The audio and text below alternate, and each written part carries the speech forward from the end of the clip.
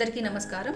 ఈరోజు మనము పండు మిరపకాయ టమాటో నిల్వ పచ్చడి తయారీ విధానం చూద్దాం. దీనికోసం నేను 1/2 kg పండు మిరపకాయలను తీసుకున్నాను. వీటిని ఎన్నిక చేసేటప్పుడు బాగా గట్టిగా తొడిమెలతో ఉండేటివి తీసుకోవాలి. వీటిని శుభ్రంగా కడుక్కొని పొడి క్లాత్తో తుడుచుకొని ఫ్యాన్ గాలికి ఆరబెట్టుకొని ఉంచుకోవాలి. ఈ పచ్చడి కోసం నేను 1 kg టొమాటోలని తీసుకున్నాను. వీటిని ఎన్నిక చేసేటప్పుడు టమాటోలు అనేటివి బాగా ఎర్రగా గట్టిగా ఉండాలి.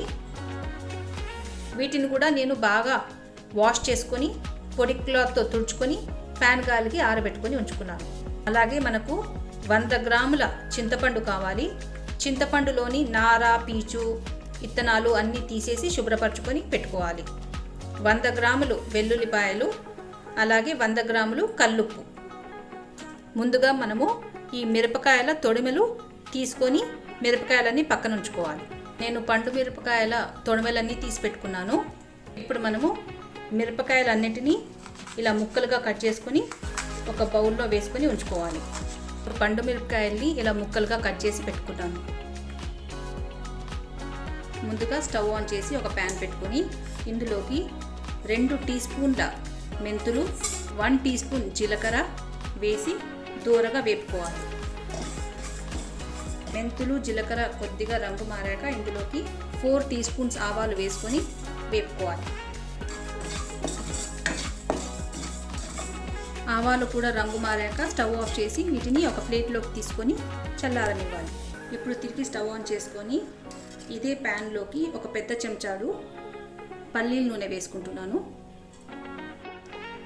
నూనె కాగిన తర్వాత ఇందులోకి కట్ చేసి పెట్టుకున్న పండు మిరపకాయలను వేసుకొని రంగు మారేంత వరకు వేపుకోవాలి. పండు మిరపకాయలు ఒక 2 నిమిషాలు వేపుకుంటే సరిపోతుంది, కొద్దిగా రంగు మారాలంటే. ఇప్పుడు మనము స్టవ్ ఆఫ్ చేసుకొని వీటిని కూడా ఒక ప్లేట్లో తీసుకొని చల్లారనివ్వాలి.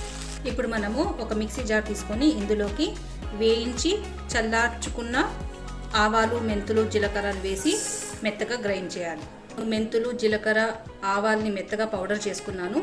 ఇప్పుడు నేను ఇందులోకే కల్లుప్పుని కూడా వేసుకొని ఒక్కసారి గ్రైండ్ చేసుకుంటాను. నేను ఉప్పును కూడా వేసి గ్రైండ్ చేసుకున్నాను, ఎందుకంటే నేను కల్లుప్పు తీసుకున్నాను కాబట్టి. ఇప్పుడు మనము తీసుకున్న టమాటాల బొడ్డు భాగం తీసేసి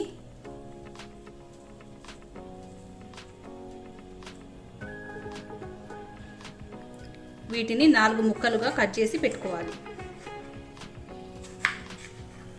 ఇలాగే టమాటోలన్నీ ముక్కలుగా కట్ చేసి పెట్టుకోవాలి. నేను టమాటోలు అన్నిటినీ ఇలా ముక్కలుగా కట్ చేసి ఇలా బౌల్లో పెట్టుకున్నాను. ఇప్పుడు మనము స్టవ్ ఆన్ చేసుకొని ప్యాన్ పెట్టుకొని ఇందులోకి 2 పెద్ద చెంచాల ఆయిల్ వేస్తున్నాను. పల్లీల నూనె తీసుకున్నాను. ఆయిల్ కాగిన తర్వాత ఇందులోకి కట్ చేసి పెట్టుకున్న టమాటో ముక్కలు వేసుకోవాలి.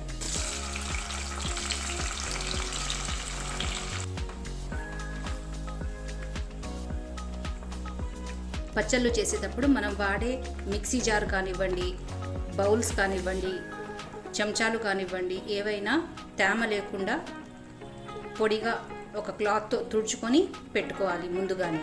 టొమాటోస్లో ఉన్న నీళ్ళన్నీ ఇంకిపోయి నూనె పైకి తేలేంత వరకు ఈ టమాటోలని మగ్గబెట్టాలి, కానీ మూత పెట్టకూడదు.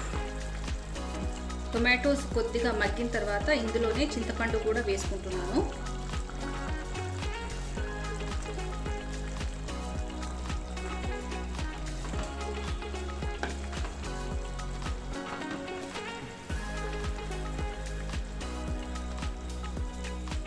టొమాటో మగ్గే లోపల మనం పోపును తయారు చేసుకుందాము.